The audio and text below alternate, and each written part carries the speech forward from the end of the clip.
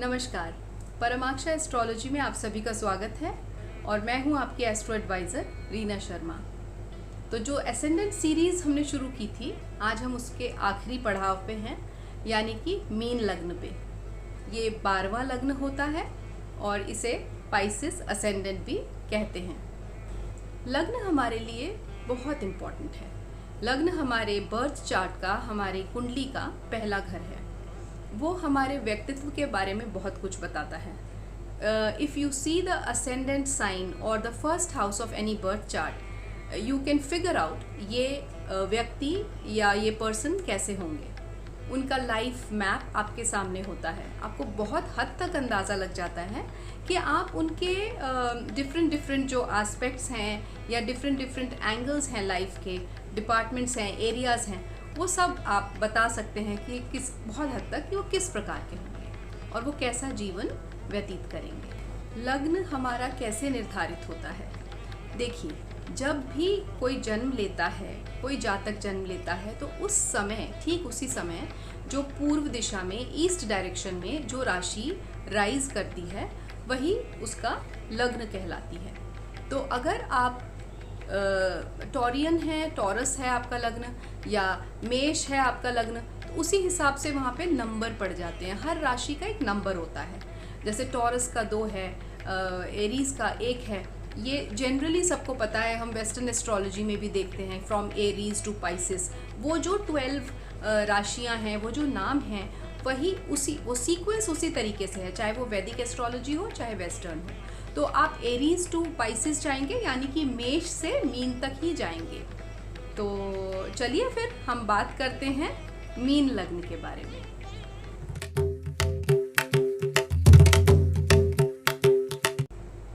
तो अगर आपके हॉरोस्कोप में, आपके बर्थ चार्ट में पहले घर में नंबर 12 लिखा है, 12 लिखा है, तो आप एक पाइसेस असेंडेंट या मीन लग्न के जातक हैं।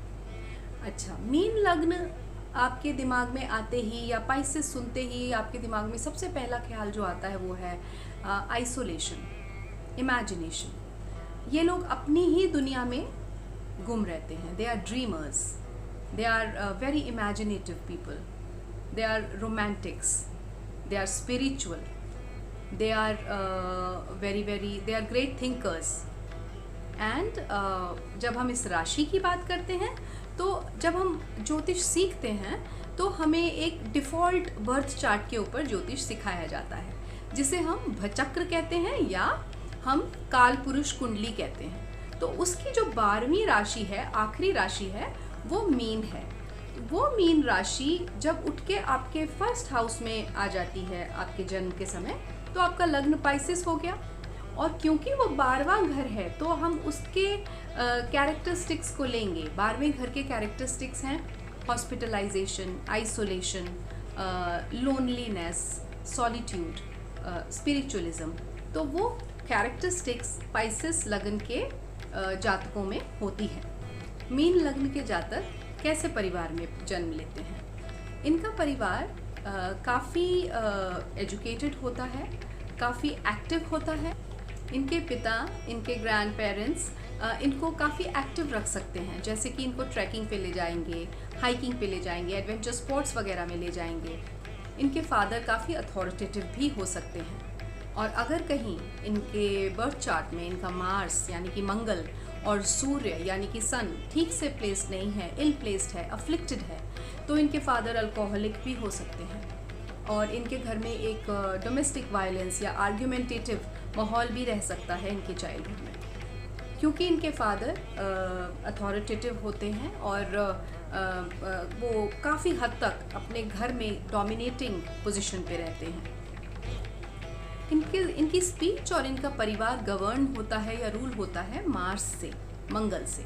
इसी वजह से इनकी स्पीच में एक भारीपन होता है और एक अथॉरिटेटिवनेस होती है, काफ़ी स्ट्रॉन्ग सॉलिड वॉइस होती है इनकी। तो जब भी ये बोलते हैं, although they are spiritual, but whenever they speak they put a lot of impact on people's mind. Their speech is very dominating.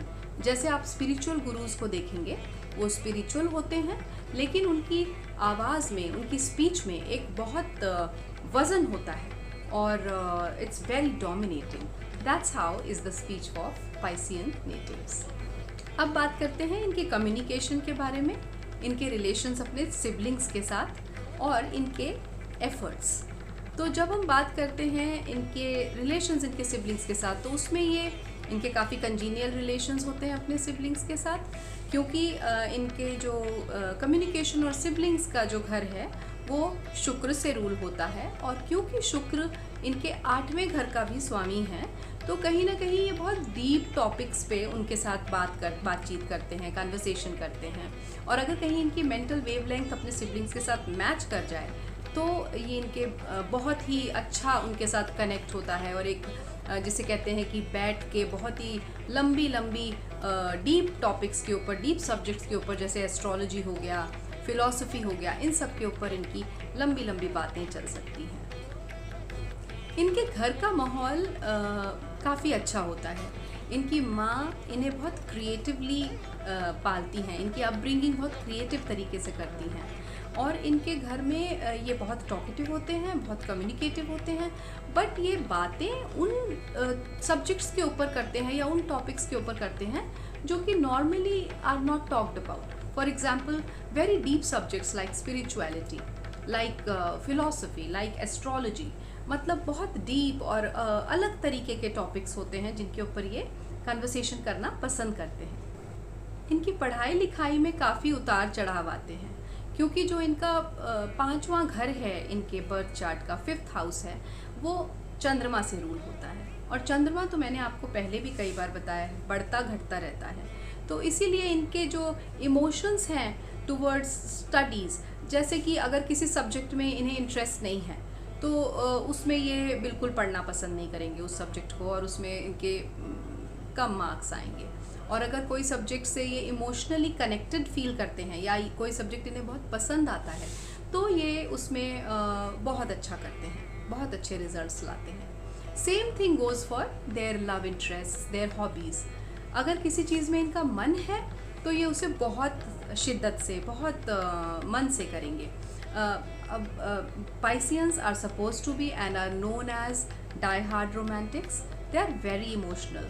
Just because moon से रूल होता है उनका 5th हाउस, तो वो अपने जो लव इंटरेस्ट के साथ वो बहुत ज़्यादा इमोशनली कनेक्टेड हो जाते हैं.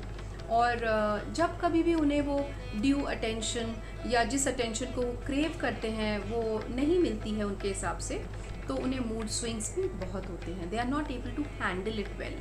I mean, just like moon, they have ups and downs in the relationships they have and in the moods they have within that relationship. Also, they can be very good writers, क्योंकि वो बहुत एक flow में लिखते हैं. They can be romantic novelists. They can be very good writers when it comes to spiritual books. So, I mean, writing is a very good profession they can pick up later on in life. When it comes to your daily routine works or your enemies or your diseases, then that house is ruled by sun. सूर्य उस घर को rule करता है, और इसी वजह से आपके जो जितने भी ऑपोजिशन है या विरोधी हैं वो आपके सामने खड़े नहीं रह पाते. वो हमेशा परास्त हो जाते हैं. वो कितनी भी कोशिश करें वो आपसे जीत नहीं सकते. और आप कहीं ना कहीं अपने पिता की वजह से आप परेशान रहते हैं, क्योंकि आपके पिता सूर्य है वहाँ का रूलर, और सन डिपिक्ट्स फादर ऑल्सो. तो आपके फादर कहीं ना कहीं आपकी मदर से थोड़ा ईर्ष्या कर सकते हैं आपके पालने पोसने के तरीकों को लेकर, क्योंकि वो बहुत क्रिएटिवली आपको अपब्रिंगिंग करती हैं, आपको बड़ा करती हैं, और आपके पिता वो नहीं कर पाते. तो वो कहीं ना कहीं उनसे थोड़ा स्लाइटली जेलस होते हैं. और आप लोगों को, अगर मैं डिजीज़ेस की बात करूँ, तो आप लोगों को हृदय रोग होने का चांस है, तो आप उसके लिए थोड़ा ध्यान रखें. आप लोग वहाँ पे पॉलिटिक्स भी ज्वाइन कर सकते हैं. आप बहुत थिंकर्स होते हैं, फिलोसोफर्स होते हैं, लेकिन आपको क्योंकि सूर्य आपके 6ठे घर का स्वामी है, तो आप कहीं ना कहीं आपको अपनी ऊंचे ओहदे का, अपने हाई स्टेटस का घमंड हो सकता है. तो वो आप ना करें, उसके लिए थोड़ा ध्यान रखें. देखिए, अगर हम स्पाउस की बात करते हैं तो आप आपके लग्न का स्वामी है जुपिटर, बृहस्पति, और आपके स्पाउस यानी कि 7th हाउस का स्वामी है मरकरी यानी कि बुध। तो जुपिटर मरकरी को हेल्प करता है, उसके लिए हेल्पफुल होता है और उसको उसके अचीवमेंट्स में पाने में मदद करता है। लेकिन मरकरी जुपिटर को हेल्प नहीं करता, हेल्पफुल नहीं है।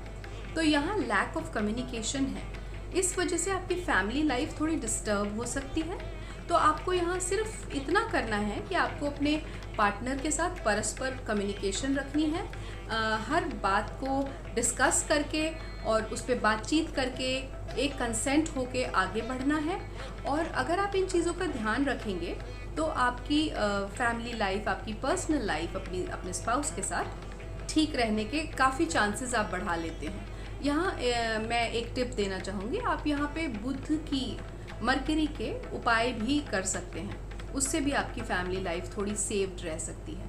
ऑल्दो आपके पार्टनर, आपके स्पाउस काफ़ी अच्छे कम्युनिकेटर हैं, बहुत स्मार्ट हैं, लेकिन वो कम्युनिकेशन आप दोनों के बीच में उतनी अच्छी नहीं है। You need to work upon that, both of you. आपको ओकल्ट साइंसेज में बहुत इंटरेस्ट है, you love to dive deep into these subjects and you want to attain more and more knowledge about these deep subjects, intense subjects like philosophy and astrology like I've said earlier।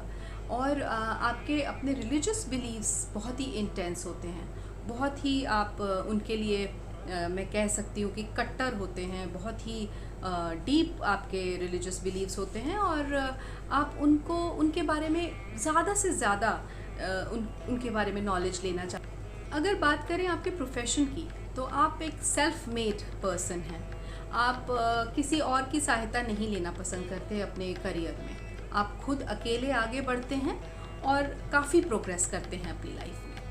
आप लोग bankers हो सकते हैं, आप लोग finance sector में हो सकते हैं, आप लोग फाइनेंशियल एडवाइज़र्स हो सकते हैं, आप लोग आयुर्वेदा में भी कुछ कर सकते हैं और आप लोग चार्टर्ड अकाउंटेंट्स भी बन सकते हैं बहुत अच्छे, अगर आपका मरकरी और जुपिटर वेल प्लेस्ड हो तो। और बाकी आप लोग फिलोसॉफिकल तो हैं ही, तो I can say that you can become writers also on deep subjects like spiritualism, philosophy, religion.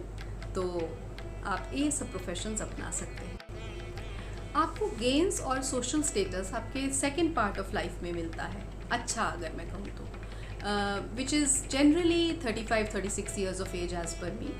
आप उसके पहले भी मेहनत कर रहे होते हैं, प्रोग्रेस कर रहे होते हैं, लेकिन 35-36 साल की उम्र के बाद सडनली आप बहुत प्रॉस्पर करते हैं। Same thing goes for spiritualism.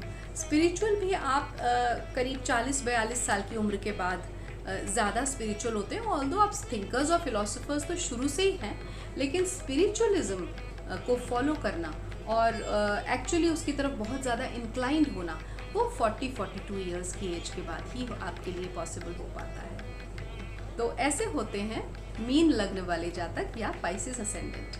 तो ये जो मीन लग्न के बारे में जो एनालिसिस था, इससे हमारा असेंडेंट सीरीज़ आज पूर्ण होती है। और अब मैं आपको दूसरे यानी कि ट्रांजिट्स के ऊपर वीडियोस कुछ बना रही हूँ, क्योंकि अप्रैल मंथ जो है ये बहुत सारे मेजर, माइनर, इनर, आउटर सब तरीके के, बड़े छोटे सब तरीके के प्लैनेट्स का गोचर का महीना है और इसकी वजह से पूरे ब्रह्मांड में, पूरी दुनिया में हड़कंप मचा हुआ है। तो मैं अब आगे आप देखेंगे आगे कि मैं गोचर के ऊपर, अलग अलग ग्रहों के, अलग अलग प्लैनेट्स के ट्रांजिट्स के ऊपर वीडियोस बना रही हूँ और आपको देखने को बहुत जल्द मिलेंगे। तो अगर आपको मेरा वीडियो या मेरी ये सीरीज़ पसंद आई हो, इन्फॉर्मेटिव लगी हो, यूज़फुल लगी हो, तो प्लीज़ आप मेरे चैनल को लाइक करें, सब्सक्राइब करें और शेयर भी करें। And there is a bell icon on the side, you can click on that and you will get a personalized notification each time I upload a video. So thank you for watching. Thank you for your time. Namaskar.